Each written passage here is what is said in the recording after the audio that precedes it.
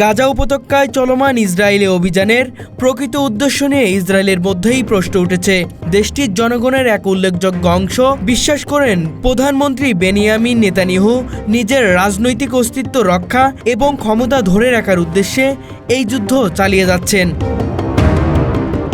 সম্প্রতি ইসরায়েলের জনপ্রিয় সংবাদ মাধ্যম চ্যানেল 12-এ প্রচারিত একটি নতুন জনমত জরিপে উঠে এসেছে এমন বিস্ময়কর চিত্র। জরিপে অংশগ্রহণকারী ইসরায়েলিদের কাছে জানতে চাওয়া হয়, আপনার মতে প্রধানমন্ত্রী নেতানিয়াহুর প্রধান লক্ষ্য কি? যুদ্ধে জয়লাভ, জিম্মিদের মুক্তি, নাকি ক্ষমতায় টিকে থাকা? এই প্রশ্নে 95% উত্তরদাতা স্পষ্টভাবে বলেন নেতানিয়াহুর মূল উদ্দেশ্য ক্ষমতায় টিকে থাকা। 36% বলেছেন তার প্রধান লক্ষ্য হামাসের কাছে আটক ইসরায়েলের জিম্মিদের মুক্তি করা, আর বাকি 9% বলেছেন তারা বিষয়টি সম্পর্কে নিশ্চিত নন। এই জরিপের ফলাফল ইসরায়েলের রাজনৈতিক অঙ্গনের জন্য এক নতুন গুরুত্বপূর্ণ বার্তা বহন করে। যেখানে একটি দেশ যুদ্ধরত, যেখানে নাগরিকদের জীবনের ঝুঁকি প্রতিদিন বাড়ছে, যেখানে নেতৃত্বের আসল উদ্দেশ্য যদি শুধুই ক্ষমতায় টিকে থাকা হয়, তা হবে গণতান্ত্রিক মূল্যবোধ ও মানবিক নীতির জন্য গভীর প্রশ্ন তৈরি করে। অনেক বিশ্লেষক মনে করেছেন নেতানিয়াহুর বিরুদ্ধে দুর্নীতির মামলাগুলো বিচারিক চাপ, সরকারের জনপ্রিয়তা হ্রাস এবং অভ্যন্তরীণ রাজনৈতিক বিভক্তি তাকে যুদ্ধ চালিয়ে যেতে বাধ্য করছে, যাতে তৎকালীন নেতৃত্ব তাকে কিছু সময় ও সুযোগ দেয় পরিস্থিতি সামাল দেওয়ার জন্য। গাজা যুদ্ধ শুরু হওয়ার পর থেকেই নেতানিয়াহুর জনপ্রিয়তা উল্লেখযোগ্যভাবে কমেছে।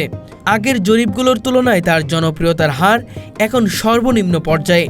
যুদ্ধ চালিয়ে যাওয়ার মাধ্যমে তিনি নেতৃত্বের দৃঢ়তা প্রদর্শন করে জনসমর্থন ফিরিয়ে পাওয়ার চেষ্টা করছেন। অনেকে মনে করেন কূটনৈতিক ও মানবিক পথে চুক্তি করে জিম্মিদের মুক্তি করা সম্ভব ছিল।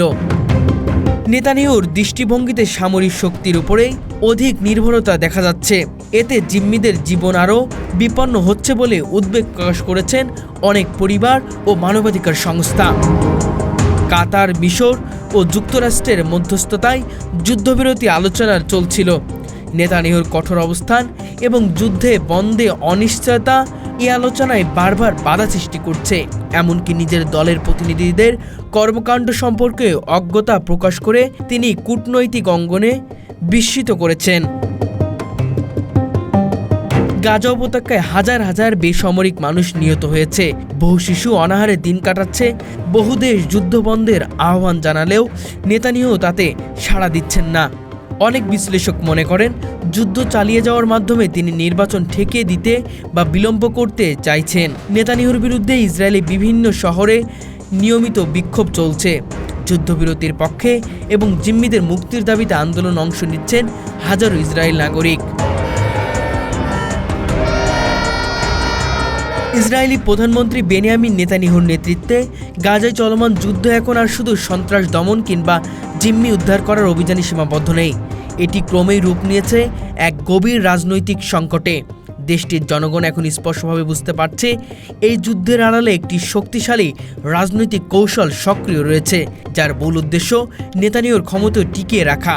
জনমত জরিপ, রাজনৈতিক বিশ্লেষকদের মতামত, আন্তর্জাতিক প্রতিক্রিয়া এবং যুদ্ধবিরতি আন্দোলন সবকিছু এই বাস্তবতাকে সামনে নিয়ে এসেছে। নেতানিয়াহুর সম্প্রতি কর্মকাণ্ড এবং নীতি নির্ধারক প্রতিক্রিয়া প্রমাণ করেছে এই যুদ্ধ আর কেবল সন্ত্রাসবাদ দমন করা নয়, বরং এটি একটি ব্যক্তি ও তার রাজনৈতিক অস্তিত্ব রক্ষার লড়াই রূপ নিয়েছে। এই পরিস্থিতিতে শুধু ইসরায়েলি বা ফিলিস্তিনি নয়, গোটা বিশ্বকেই নতুন করে ভাবতে হবে রাজনীতি ও মানবাধিকার ভারসাম্য কতটা সংকটাপন্ন হয়ে উঠেছে।